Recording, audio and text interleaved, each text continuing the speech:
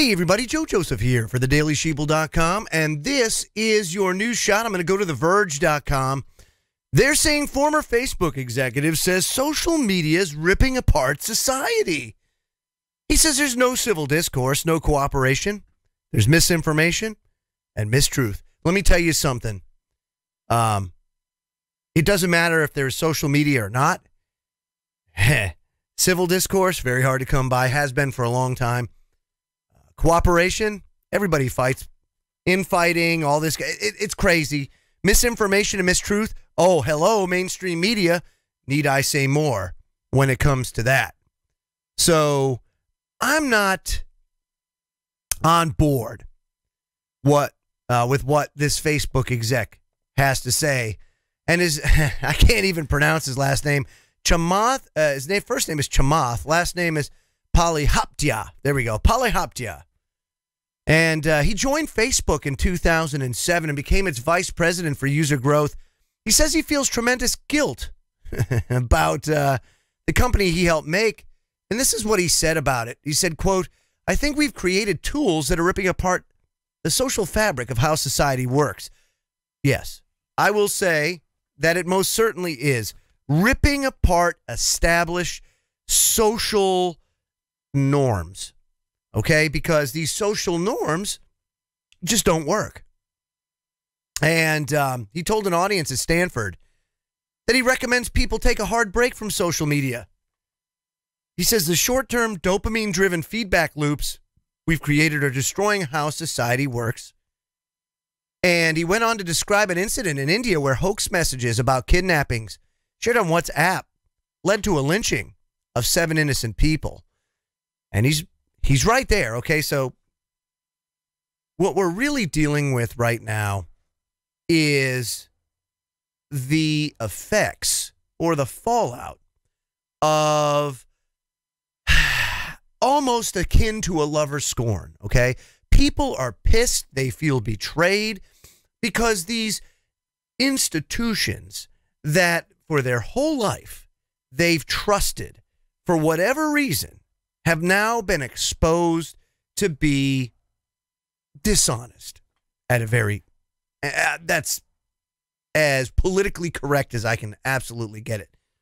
But really, what are they? They're a bunch of asshats that lie and cheat and steal for their own self-interests to, and not only that, but to basically advance these agendas that we see and promote these narratives that the control freaks and government want to be put out there to control you. That's exactly what it's for.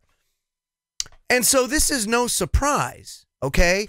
The second thing is no civil discourse. I have to agree that there are times where civil discourse can be hard to come by. I'll give you an example. And this is outside the mainstream media. This is outside mainstream society.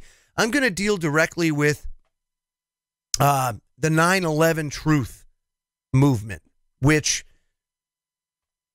probably just like the Kennedy assassination, you will never get the truth. It will never come out. But what we need, much like our founding fathers here in the United States, when this country was founded, they put their differences aside to fight a common foe. And what happened there? They dealt with their differences after they got the job done, which is exactly what we're supposed to do. Fast forward to today, 9/11 truth movement, everybody's got the right answer, right?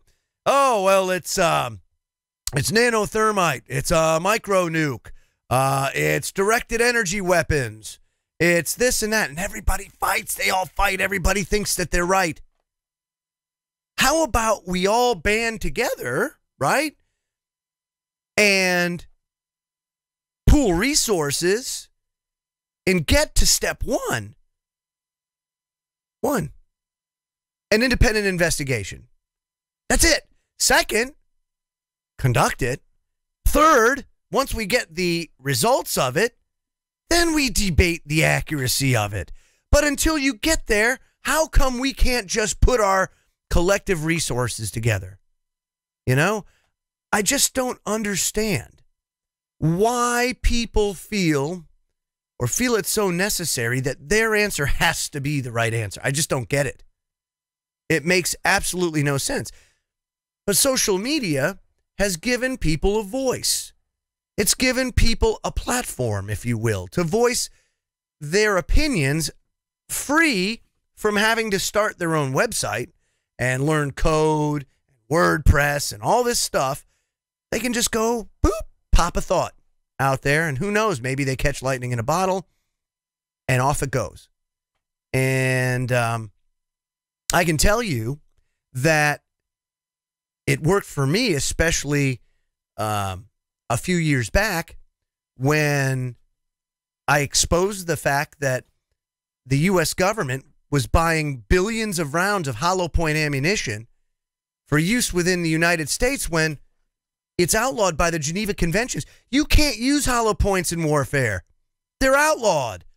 So why are we buying billions of rounds of ammo, especially places like the post office getting hollow point ammunition and combat arms? What? You know, social media, put it out there. Back then, there weren't as many filters, and there certainly wasn't as much censorship. And because of that, it was able to catch. Fast forward to today, much harder to do because that censorship role is out there. And you see, folks, dissenting opinion must be heard because when you stifle that, you stifle it all. That's what ends up happening. And that's exactly what we have going on here today. So, how do we solve this problem? Well, my thought is start a website. Go independent of your Facebooks, your Twitters, your YouTubes, and all that kind of stuff. Use YouTube as a tool, okay? But you can't expect YouTube to promote you anymore.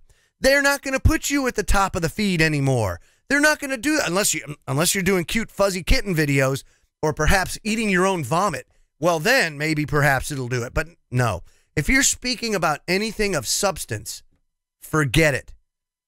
Those days are over, okay? If you relied on Google ad revenue to be able to do things, no, you're going to have to do the legwork. But mark my word, people will find a workaround because there always is a workaround. Ask any scumdog politician in Washington, D.C. about how all these reforms get put into place, and then there's the workaround. So there is almost always a workaround, and believe me, folks, those in independent media and others will be working hard to come about a workaround for these censorship, Maoist style, Chinese style censorship platforms like your Facebook and all that stuff. So, is he right?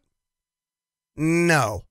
I don't necessarily believe that he's right in the sense that it's social media that did it. No. It's the establishment control freaks trying to shove narratives and these social norms and their social engineering experiments down our throat, and people are pissed. Only now they have a platform with which to be active and bring about change. And if that tears apart their little social fabric, then so be it. I'm all for it. I'm Joe Joseph. This was thedailysheeple.com's News Shot. Feel free to comment below and visit our website at thedailysheeple.com. # Wake the flock up. Have a great day, everybody.